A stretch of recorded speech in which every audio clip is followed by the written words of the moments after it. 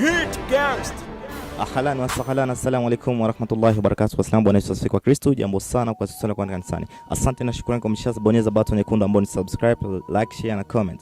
Behind camera niko na Juma Jokes na siku leo niko na Ibrahim Ic'Uburundi, ni mmoja ndani ya waigizaji. Filamu ambayo ilimfanya jamaa kawa hit ni Najuta Shemsa. CEO utapata habari yako. Niite Kube Drama. Asante na shukrani kwa subscribe to YouTube channel yangu. Inaandikwa ni JC Production. Assalamu alaikum. Wa alaikum salam. Inakuaje Ichu? Tunamshukuru Mungu. Kwema kabisa. Alhamdulillah. Bila shaka nimeona wewe pia umejiunga miongoni mwa watu ambao wanakuja kwenye Ikulu. Unaweza kutuambia na wewe pia umekuja kufanya nini hapa? Kizani hili ni la kwetu sisi wote Warundi.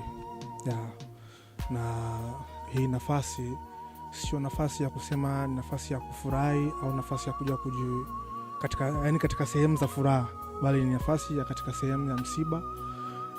Kwa hiyo ni maumivu na tunakuja kuweza kuhani, maana tumempoteza rais wetu wa nchi.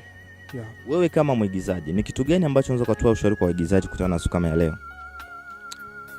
Kiukweli siwezi kuwa na mengi zaidi kwa sababu ni Simanzi tu ndio imejaa, na imani na wao pia hii Simanzi imewahusu na inawagusa pia, bali ni nafasi ya sisi Warundi kukaa chini na kuomba Mungu tuzidi tu kupata amani na maendeleo katika nchi yetu. Mambo matatu ambayo utakuwa ukimkumbukia rais wetu? Sio matatu, ni mengi tu. La kwanza, tunamshukuru Mungu kwa jinsi alivyotutia katika East Africa, katika huo Mungu wa East Africa, na kiukweli ni mengi sana. Ni kitu gani ambacho kama Ukebratani na the brothers walikosa kabisa kwa kumpoteza rais? Ni kitu kikubwa kwa sababu rais wa Ukebratani alikuwa tayari kisha kutana na rais wa nchi. Na imani kama walipanga mambo mengi sana ya kuweza kuinua sana, na isingekuwa ni kwa Ukebratani tu, aidha kwa the brothers, ingekuwa ni kwa sababu ya jamii ya Burundi na kwa sanaa ya Burundi, sababu maana tulikuwa tumeahidiwa mengi sana mazuri. Ndio maana yatuma sana, sababu na kama tumepoteza kitu kikubwa sana.